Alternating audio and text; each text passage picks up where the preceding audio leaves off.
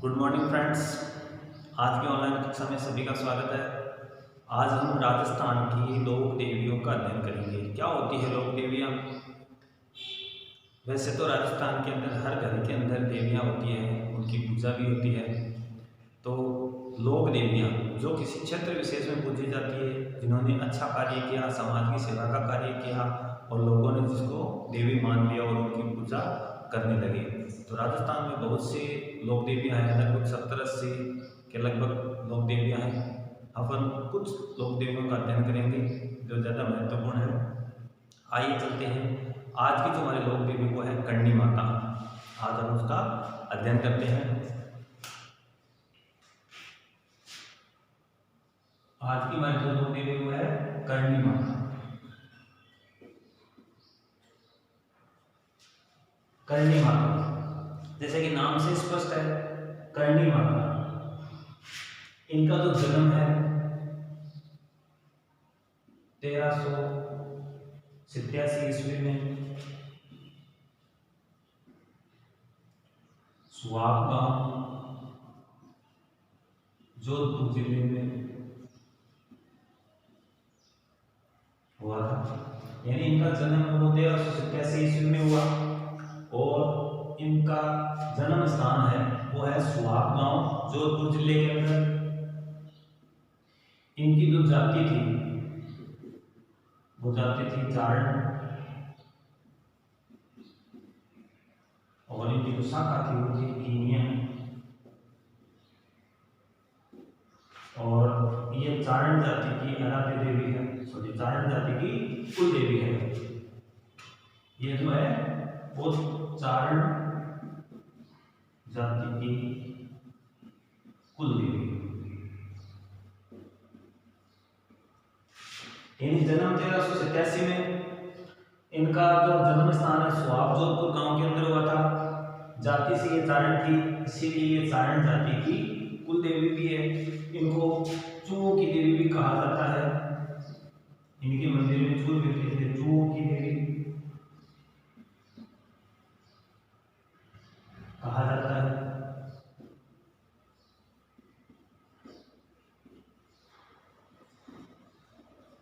इनके पिता का नाम था मेहाजी,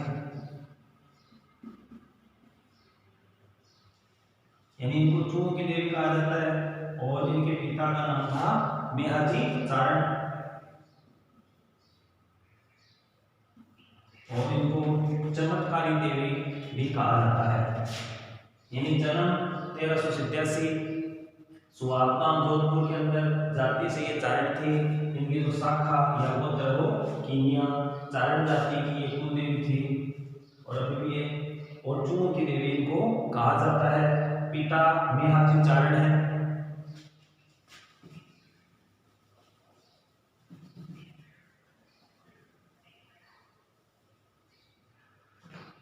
इनको चमत्कारी देवी भी कहा जाता है। जो करणी माता है वो बचपन से ही क्या थी? चमत्कारी थी। इन्होंने बहुत सारे चमत्कार किए, उनमें से बहुत सारे चमत्कार किए, उनमें से कुछ चमत्कार अपने जो पिताजी थे मेहाजी, अपने पिताजी को पुनर्जीवित किया। अपने पिताजी को पुनर्जीवित किया।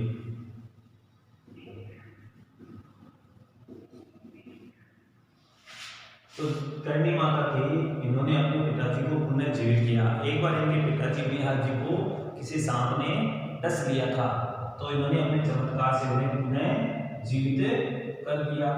दूसरा इन्होंने चमत्कार एक किया था। इनकी एक बुआ थी, बुआ जी की विकलांगता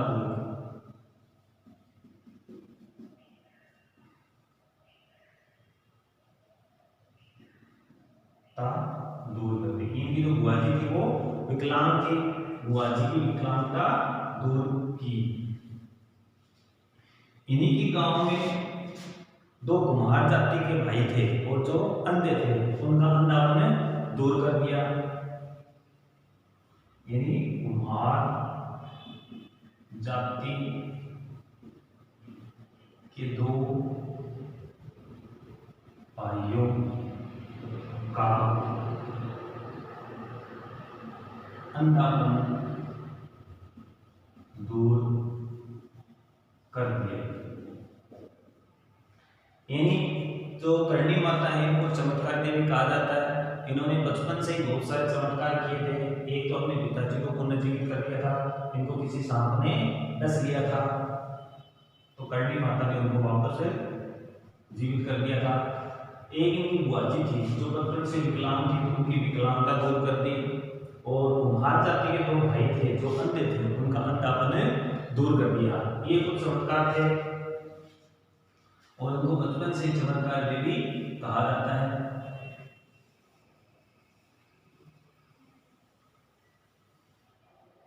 इनको चूहों की देवी कहा जाता है। इनके मंदिर में जो सफेद चूहा उसको काबा कहा जाता है।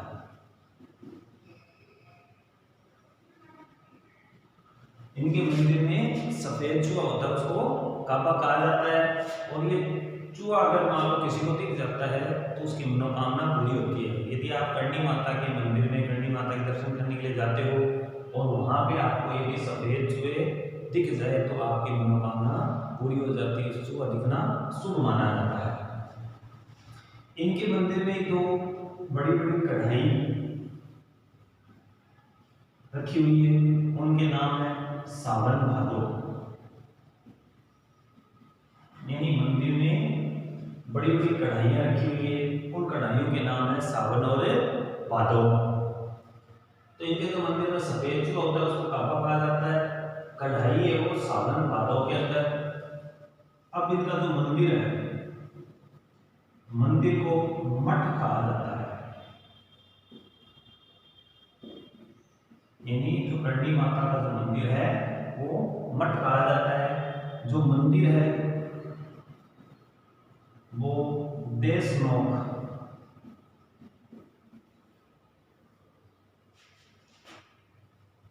जो करणी माता का मंदिर है वर्तमान के अंदर देशनोक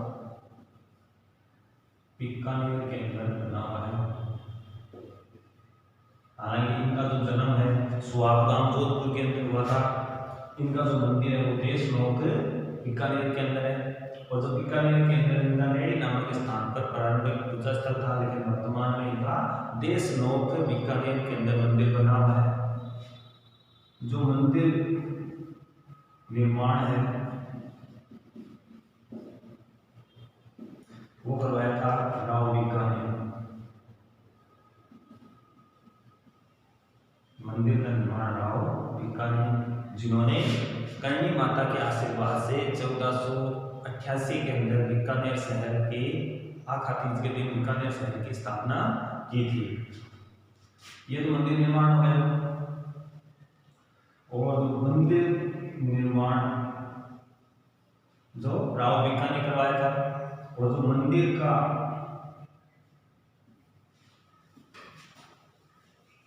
वर्तमान स्वरूप है,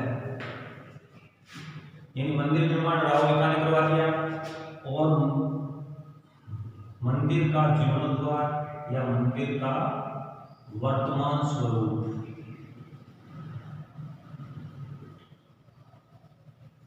वह महाराजा गंगा सिंह ने बनाया था। यानी मंदिर का जीर्णोद्धार महाराजा गंगा सिंह ने किया था। या तो मंदिर का वर्तमान स्वरूप है वो महाराजा गंगा सिंह की ही देन है। यानी शुरुआत के अंदर जो मंदिर बनाया था वो राव बीकानेर ने बनाया था। वर्तमान जो स्वरूप है वो महाराजा गंगा सिंह की ही देन है। ये हो गई मंदिर की।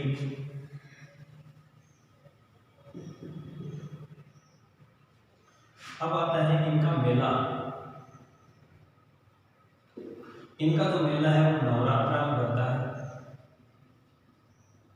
अपने नवरात्रा साल में 2 बार आते हैं, एक शारदीय नवरात्रा और एक चैत्र नवरात्रा। तो इनका मेला है वो नवरात्रा के अंदर। इस मेले को सेवकों का मेला कहा जाता है। सेवकों का मेला कहा जाता है। ठीक है। जो करणी माता थी वो आराध्य देवी, जो बीकानेर के राठौड़ वंश थे उनकी आराध्य देवी थी। कुल देवी थी चारणों की, और जो आराध्य देवी थी वो किसकी थी? बीकानेर के राठौड़,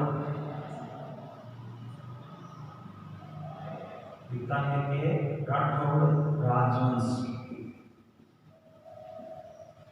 यानी जो करणी माता है वो बीकानेर के राठौड़ राजवंश की आराध्य देवी थी। और जो कुल देवी थी वो चारण जाति के जो लोग हैं उनकी कुल देवी है, यानी चारण जाति में इन्होंने जन्म लिया था। इनके लिए चारण जाति की कुल देवी है, आराध्य देवी होगी। अब करणी माता की आराध्य देवी, करणी माता की आराध्य देवी वो थी तेमड़ा ताई।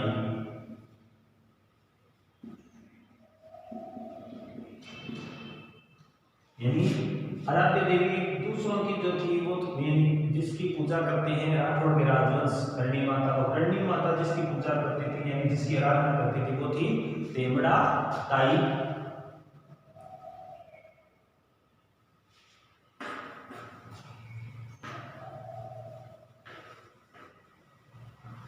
और करणी माता के बचपन का नाम था, करणी माता के बचपन का नाम था ऋतुबाई।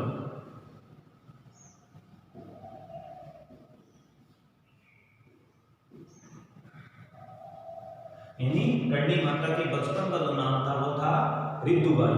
लेकिन इनका नाम करणी माता क्यों पड़ा? क्योंकि करणी माता बचपन से ही कुछ न कुछ कार्य करती रहती थी। वह कभी भी फ्री नहीं बैठती थी, कभी किसी काम में कभी किसी काम में लगी रहती थी, इसलिए इनका वर्तमान नाम है करणी माता। ये हमेशा कुछ न कुछ कार्य करने के कारण इनका नाम करणी माता हो गया।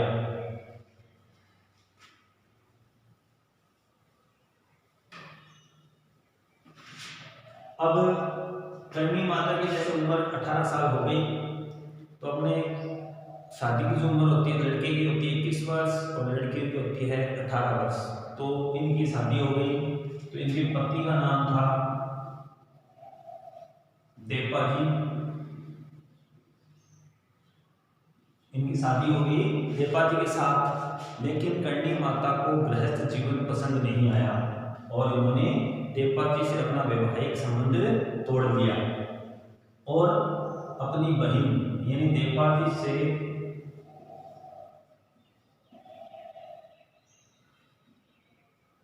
वैवाहिक संबंध तोड़कर, यानी शादी तो हो गई लेकिन इनको गृहस्थ जीवन अच्छा नहीं लगा, इनको लोगों की भलाई का कार्य करना था, इसलिए इन्होंने गृहस्थ जीवन को त्याग दिया। देपाजी से वैवाहिक संबंध तोड़कर अपनी बहन, इनकी बहन का नाम था गुलाब, गुलाब का विवाह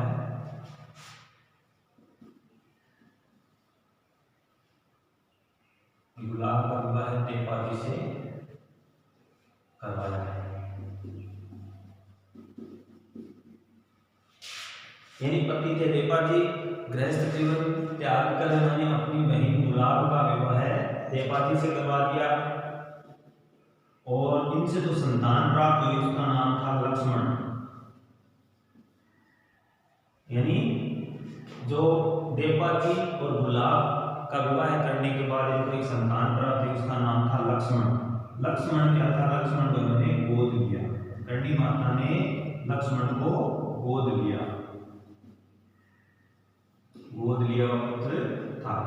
यानी करणी माता ने शादी त्याग दी, यानी गृहस्थ जीवन को छोड़ दिया और जो गुलाब को देपाजी का पुत्र हुआ था लक्ष्मण को गोद करणी माता ने ले लिया था। लेकिन रक्षाबंधन के दिन, यानी रक्षाबंधन के दिन कोलायत झील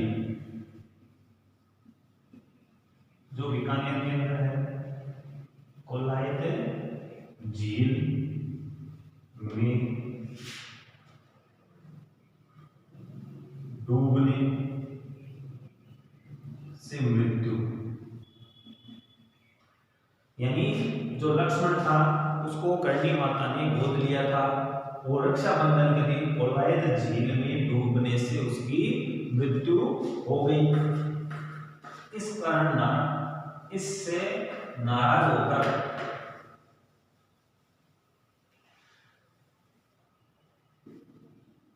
जो कोलायत झील है वहां पर एक मुनि का आश्रम है, कपिल मुनि का।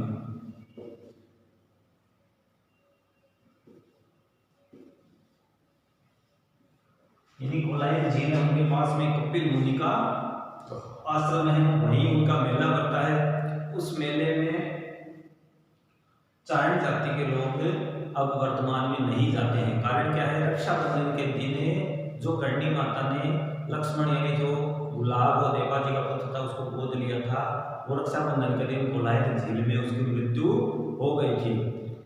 और कर्णी माता ने कपिल मुनि से निवेदन किया था कि मेरे पुत्र को आप जीवित कर दो, लेकिन कपिल मुनि ने ऐसा नहीं किया, जिसके कारण है वो चारण जाति के जो लोग हैं वो इस मेले में नहीं जाते हैं। यानी चारण जाति के लोग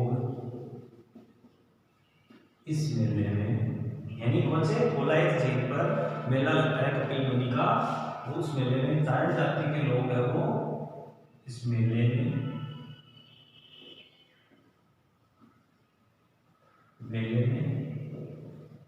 नहीं जाते हैं।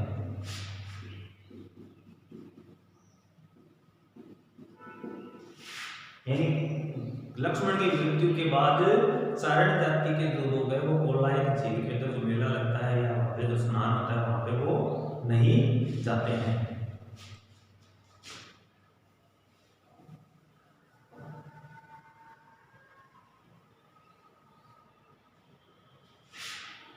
और नेडी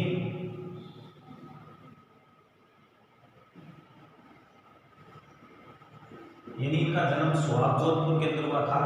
नेडी बीकानेर जिले में इनका प्रारंभिक पूजा स्थल था। नेडी है वो बीकानेर में प्रारंभिक पूजा स्थल था।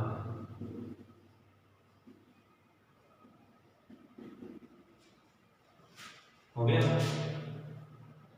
फिर आगे इन्होंने बीकानेर व जैसलमेर में एक सीमा का विवाद था, उनको भी इन्होंने दियात्रा गांव में बैठकर सुलझाया था। यानी जो कर्णी माता है, कर्णी माता ने बीकानेर व जैसलमेर यानी कर्णी माता ने बीकानेर व जैसलमेर की सीमा का विवाद दियात्रा गांव में बैठकर सुलझाया।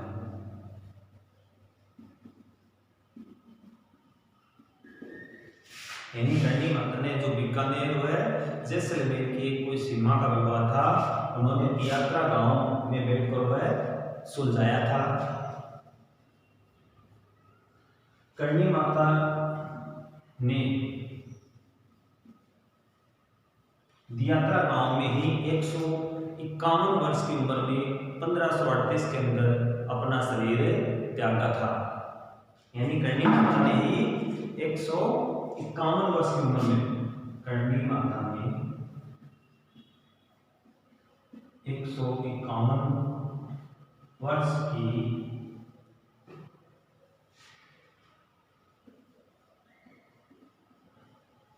आयु में दियात्रा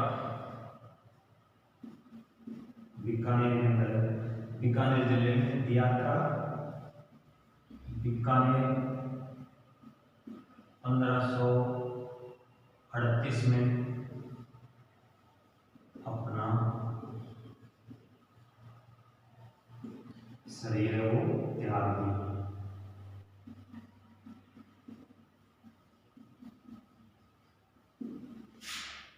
यानी जो करणी माता थी उनका नेडी एवं बीकानेर के अंदर प्रारंभिक पूजा स्थल था। उन्होंने जोधपुर को छोड़ दिया था, बाद में नेडी नामक स्थान पर उनका प्रारंभिक पूजा स्थल था।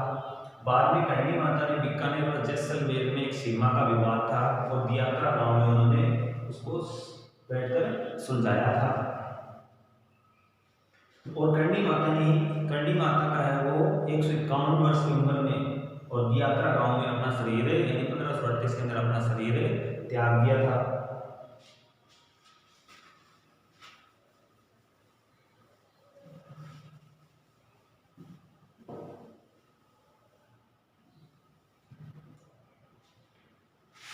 अब इनका जो पुजारी होता है वो गड़सा कहलाता है। यानी करणी माता के जो मंदिर में पुजारी होता है उसको गड़सा कहा जाता है। इनका जो लोकगीत होता है यानी जो लोकगीत गाया जाता है उसको सिरजा कहते हैं। सिरजा कहा जाता है।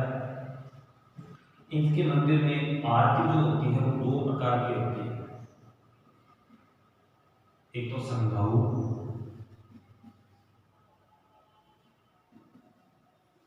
इनके मंदिर में 2 तरह की आरती होती है, एक गड़ाऊ।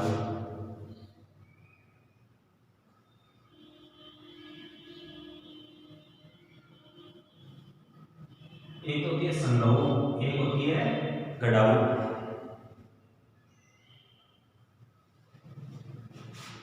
संघाऊ होती है विकट परिस्थितियों में, यानी किसी कारण से मंदिर को बंद करना पड़े या और कोई परिस्थिति हो, यानी विकट काल के अंदर जो आरती होती है वो संभव होती है। और जो साधारण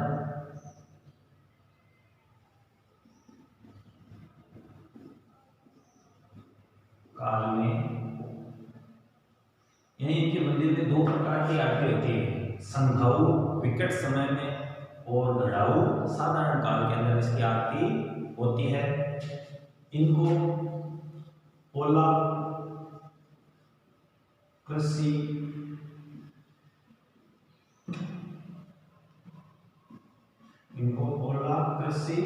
संरक्षक देवी भी कहा जाता है। यानी ओला पड़ने से यानी ओला वृष्टि से जो खेती खराब होती है उनकी रक्षा के लिए भी इनकी पूजा की जाती है। इनको ओला कृषि संरक्षक देवी भी कहा जाता है। जो करणी माता का जो पुजारी होता है उसको गड़सा कहा जाता है। इनका जो लोकगीत होता है वो चिरजा होता है। आरती इसके मंदिर में 2 प्रकार की होती है, संघाऊ और गड़ाऊ। जो संघाऊ होती है वो विकट काल के अंदर, जो गड़ाऊ होती है वो साधारण समय के अंदर, और ओला वृष्टि कृषि संरक्षक देवी भी इनको कहा जाता है।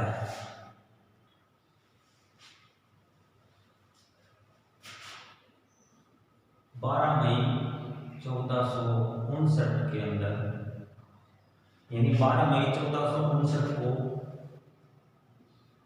करणी माता ने यानी 12 मई 1459 को करणी माता ने जोधपुर व मेहरानगढ़ की नींव रखी थी। करणी माता ने जोधपुर व मेहरानगढ़ की नींव रखी थी।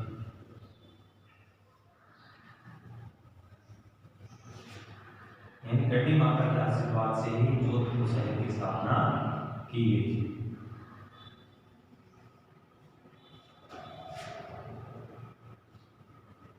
और करणी माता के आशीर्वाद से ही राव बीकानेर 1488 में करणी माता के आशीर्वाद से राव बीकानेर 1488 में आखा तीज के दिन बीकानेर शहर की स्थापना की थी। करणी माता के आशीर्वाद से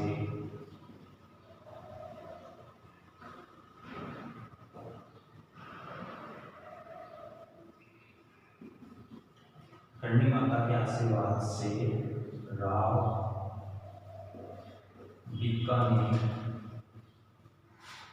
1488 ईस्वी में आखा तीज के दिन बीकानेर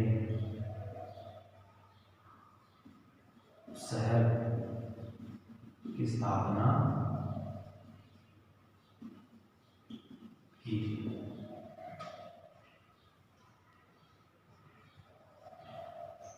यानी करणी माता के आशीर्वाद से ही राव बीकानेर 1488 में बीकानेर शहर यानी आखा तीज के दिन बीकानेर शहर है वो उसकी स्थापना कर दी थी।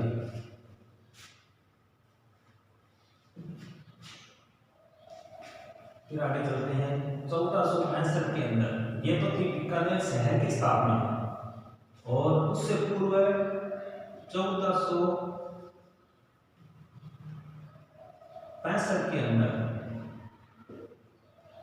राव बीकानेर यानी 1465 के अंदर राव बीकानेर करणी माता के आशीर्वाद से बीकानेर राज्य की नींव रखी थी। यानी एक तो था बीकानेर शहर, एक था बीकानेर राज्य। तो 1465 में बीकानेर राज्य की नींव रखी थी कोडमनेश्वर नामक स्थान पर। तो 1465 में राव बीकानेर करणी माता के आशीर्वाद से कोडमनेश्वर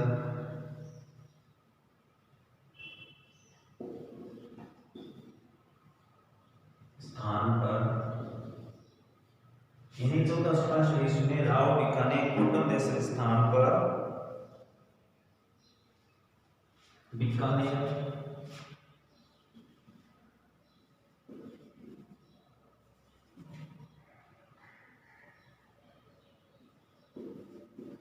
बीकानेर राज्य की नींव रखी। एक था बीकानेर शहर, एक था बीकानेर राज्य। तो एक तो 1465 ईस्वी में राव बीकानेर करणी माता के आशीर्वाद से कोडमनेश्वर नामक स्थान पर बीकानेर राज्य की नींव रख दी और 1488 के अंदर उन्होंने आखा तीज के दिन करणी माता के आशीर्वाद से बीकानेर शहर को बसाया था।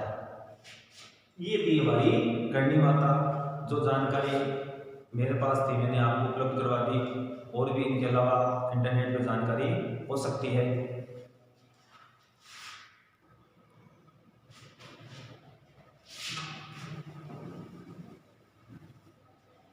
और एक चीज रहेगी, इन जो करणी माता का जो प्रतीक है, प्रतीक चिन्ह है वो है चील। करणी माता का जो प्रतीक चिन्ह है वो है चील।